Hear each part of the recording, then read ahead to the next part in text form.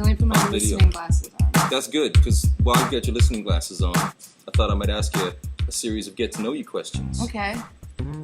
Beatles or Elvis? Beatles. Pinball or video games? Video games. Pepsi or Coke? Coke. Betty or Veronica? Oh, that's a hard one. Veronica. Star Wars or Star Trek? Star Wars. Mickey Mouse or Bugs Bunny? Bugs Bunny, because he cross-dresses. Boxers or briefs? Briefs, you mean like little guys? Or what about like those short boxers that are like a hybrid of boxers and Those are boxer briefs. Wait, that's not in the question. No, it's not. But that's what I would choose. Okay. Yep. Kirk or Picard? Kirk. Word. Final question. Liquor or beer? Both. But probably liquor.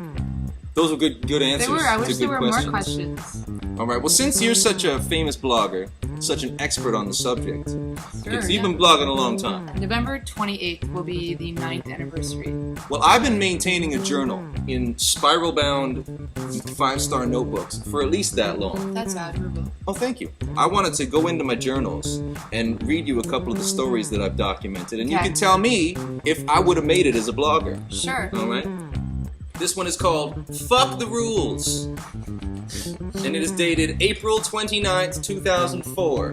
Wow, that's pretty visionary to title a journal entry back then. It was a crazy day at the Beatlemania shop. The first day of the Beatles animation exhibit. Last night was the VIP reception. Ron Campbell, director on the Beatles TV show and head animator on Yellow Submarine, was there. He wasn't supposed to be signing anything that wasn't part of the exhibit, but so many of the regulars were around wanting stuff signed, with Ron Campbell obliging all requests since they're all friends of Peter's, that though whatever Academy, art, horseshit, whatever the fuck, got all mad about it. But I say fuck them. Everybody made money and everybody had a good time. The only thing to get hurt is the ego of whoever made that rule. That's a good blog post because it's insider info on pop culture. Like, I don't think anyone would ever have the balls to Lean say in that. this way because you're falling out of the screen again. I'm not falling out of shit. February 7th, 2004. This is titled A Dream I Had. God. I turned to look out the 22nd story window to see what the boom was. And there's an enormous airship launching huge crystalline spherical bombs, several stories in diameter, down onto the city. When the bombs touch the buildings, they break and turn into water, gushing down into the streets. Police are stopping anyone from exiting the building. They let us out when it's clear that the streets aren't flooded.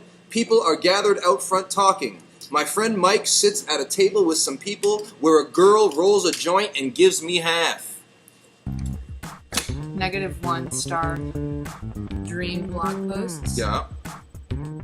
Avoid blogging about dreams. That's like probably top 10 rules of blogging. If I wrote a top 10 list, that would be around 4 or 5. Now this one, remember I said before, this is the one I was going to save for last because it's the most recent. Is it the most interesting? Here's hoping. I went out with George and we went to the after hours we like to go to. But before we went to the after hours, we went to the Horseshoe to see his buddy's band. They sucked, but we met a couple of birds by the names of Daisy and Darla. It's nice how you call them birds. It's very Beatlemania of you. Word up.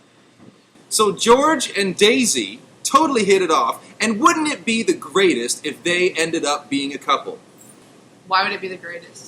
I just thought it would be fun. When I see that spark, because I saw a spark between those two, and when I see that spark, I just get daydreaming on his behalf. I'm just like, oh, I hope they fall in love and get married. Are you sort of making fun of him? No, not at all. I'm like totally like rooting for him.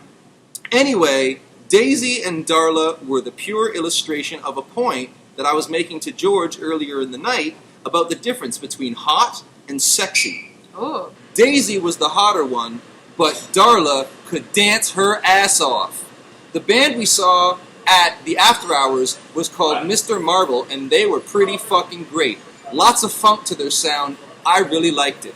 And I even drew a cartoon of George and the girl falling in love. That's a good drawing. That's all of my blog posts that I brought. So That's probably the best one. In summation, you can tell me if I would have been blogging all the way along instead of just putting it all in these notebooks, would I have been a superstar blogger? Yes, you'd have a good blog.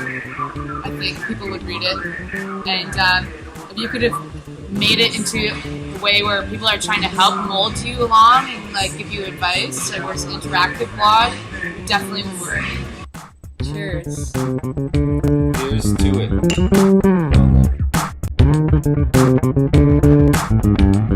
it.